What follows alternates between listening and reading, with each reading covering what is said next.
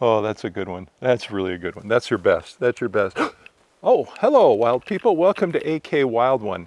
This white spruce tree was just sharing a "why is a tree falling in the forest" joke with me, and it was hilarious. I'll share it with you toward the end of this video.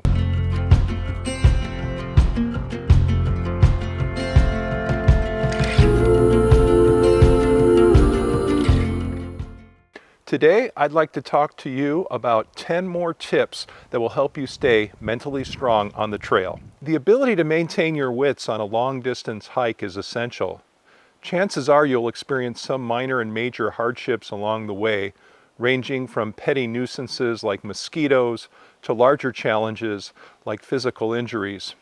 My hope is that one or two of these strategies I talk about will help you on your long-distance hike.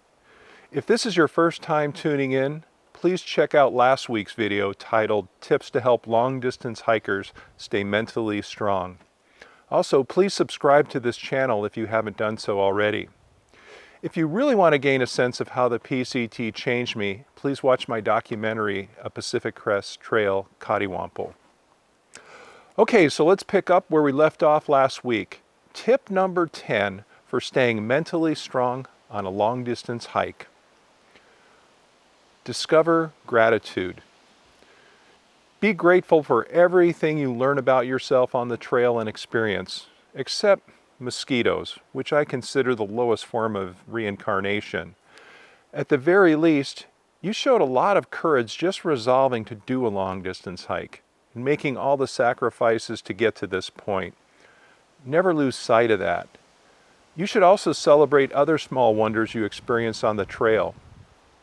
Maybe you're proud of your outdoor skills, or maybe you've discovered a new appreciation for how efficiently you can set up your tent, or maybe other self-reliant skills you're developing. Learn to appreciate a pit toilet, clean clothes, how few possessions you really need to be happy. Perhaps you've learned some mountaineering skills that allowed you to climb a steep mountain pass, or now you feel more comfortable crossing rivers, or even starting a cooking stove. Find joy in a clean set of clothes, a warm shower, a warm bed, and be grateful because you know there are millions of people in the world who would just be willing to trade places with you, who struggle just to come up with clean water in the morning. Realize that when you're at home, you'll have memories that will last a lifetime. Tip number 11, remember, bad days are temporary. Last year, for some strange reason, Flash and I hiked Mount Whitney one day, and the very next day we ascended Forester Pass. In hindsight, I probably should have taken an extra day's rest after Whitney. On the way up Forester, I was gasping like my '93 Dodge. One hiker that passed me said that, you should really eat more chocolate. I laughed about this advice all the way up to the pass. Look at bad days as a chapter in a book you don't really like, but you can put behind you as soon as you're finished. I looked at bad days as a resilience building opportunity. Once I struggled through a bad day, I found it was easier to endure future bad days. Tip number 12, live in the journey. Try not to obsess about the destination because you really don't control the destination. I knew the one thing that could probably keep me from my plan to finish the PCT was a severe injury or a fire. I couldn't for the life of me imagine hiking through smoke. Why, after getting into such great shape, would I want to take up a carton-a-day smoking habit? That's how I viewed it. And why would I want to destroy my lungs? I remember about 30 miles from Dunsmuir, I watched a hiker come unglued when the news arrived that the trailhead was going to be closed due to fires. She started hurling cuss words and had a trail tantrum. The bottom line is, after her tantrum ran its course, she was right back where she started, facing reality. The trail would be closed, and she would have to adjust. Oftentimes, forces beyond your control will impact your expectations, and so you just have to roll with it. Tip number 13, spread trail kindness. I remember a younger hiker gave me a bottle of fuel outside Bernie when the one I bought was practically empty. Another time, a hiker called us badasses and said he hoped to keep hiking like us when he got older. PCT hikers, for the most part, are very easy to please. A kind gesture could be helping someone replace a piece of gear or maybe fix a piece of gear, offering an extra bathroom wipe. I knew one hiker who carried a little extra water during the desert sections that was devoted to helping people who may have run short. These little, kind, tender mercies go a long way on the trail. Maybe your kind gesture is making sure there's room for others at a swimming beach by a lake or a river. It can be little things like paying for an Uber ride, letting someone charge up their cell phone on your battery bank, offering a chair at a trail magic event, or maybe a cup of coffee in the morning. And maybe when you're in town and you come back to the trail, you bring a bag of oranges to do your own micro trail magic for others. Two things I think happen when you try to spread kindness. One is the good karma you unleash just might come back to you. And you're less likely to fall into this woe is me attitude, this loathing and self-pity that you might have, which you know can really burn you out on the trail. Number 14, discover wonder. For me, one of the best parts of a long-distance hike was discovering serendipity on the trail. You know, as you disconnect from the real world, you find joy in sunsets, sunrises, trout feeding, curious deer, spider webs. All these things bring delight and entertainment.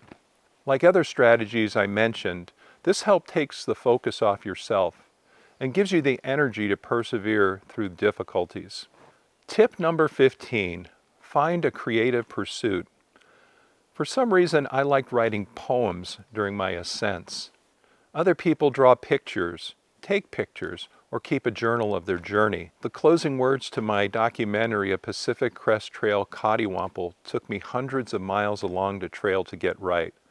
But I loved how the trail helped shape the sentiment I really wanted to express. While you're constantly searching for beautiful pictures or the right words to express an experience, you tend to forget all that might ail you. Tip number 16, focus on a problem or something that bugs you. You'll get so preoccupied that you'll forget or displace the pain you're feeling. Maybe you're contemplating a career change or thinking about moving to a new state. I think a long journey really helps align your heart to what's important in life. Use those hard, long stretches to think about those matters. You might never have another chance to have so many uninterrupted days and miles to let your mind wander and ponder the possibilities. Tip number 17, hang out with positive people. People who complain a lot will wear you down. Don't let yourself be dragged into bitterness, negative talk, and you know, the kind of conversations and discussions that you never resolve and leave you irritated and burned out. Kind of like drinking a 12-pack of soda pop and a bag of Doritos. You know the feeling. It's challenging enough sometimes to stay positive, so it's best to avoid situations and people that just drag you down. So you have to protect yourself, protect your mind. Tip number 18, treat yourself. You know, economists have a saying, incentives matter.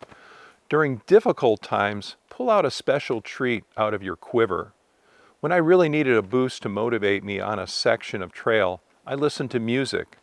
And for some reason, the Stables song just seemed to lift me up when I was facing a long, hot ascent. Flash and I also saved lifesavers for special occasions when we needed a boost. So treat yourself. If you do have to quit because of an injury or an illness, or the challenge was greater than you imagined, recognize that at least you had the courage to attempt the hike. Make sure you give yourself credit. Everything you learned on your trek will benefit you in the future. If you're a fan of history, read Teddy Roosevelt's speech called The Man in the Arena. He said, it's okay to fail while daring greatly. Well, wild people, I hope some of this might be helpful on your next long-distance hike.